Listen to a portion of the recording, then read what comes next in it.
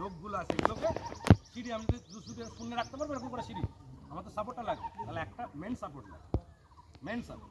Main support থেকে আমরা কি করছি, ধাপে ধাপে ধাপে ধাপে মাথায় উঠছি।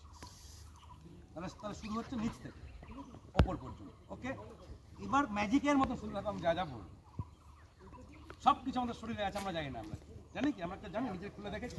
আমাদের যখন শেখানো হয় তখনও দেখানো হয় না।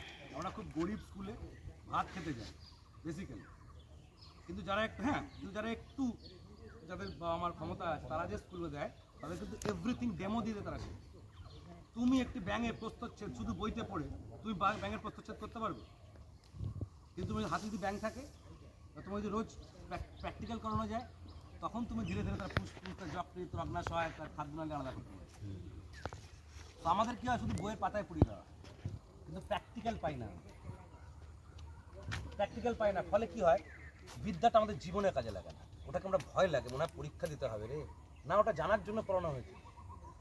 এবং ওটা জেনে গেলে জীবন তুই যে সেক্টরে থাক, তুই যে কাজই কর, বুঝে গেলে সহজ। তাহলে অঙ্ক দেবো তুমি করছো। আমি যদি তোমাকে a+b থাকো ওর মতন থাকো, যেরকম কানে আছে থাক, a+b² ফর্মুলাটা শিখিয়ে দিই, তাহলে তুমি ওই ফর্মুলাতে অনেকগুলো অঙ্ক করতে পারবে। নাকি প্রত্যেকটা অঙ্ক তোমাকে মুখস্থ করতে হবে না তো। যে ফর্মুলা বুঝে যায় সেই ফর্মুলা ফেলে এসে প্রত্যেকটা অঙ্কের আলাদা উত্তর মানে নামিয়ে দেবে। তাহলে আগে কি দরকার, ফর্মুলাটা মুখস্থ করা। আর ফর্মুলাটা কেন বুঝে গেলে আরোই মনে, তুমি তখন অঙ্ক তৈরি করতে পারো, তাই তো। আর জীবনটা পিছিয়ে চলে পুরোটা অঙ্ক। যার অঙ্কের বোধ নাই তার বাংলাতেও বোধ নেই, তার কিছুতেই বোধ নাই। অঙ্ক কি অ্যাট ফার্স্ট? আচ্ছা, অঙ্ক কি, সংখ্যা কি, 5 কি জিনিস বলো দেখি।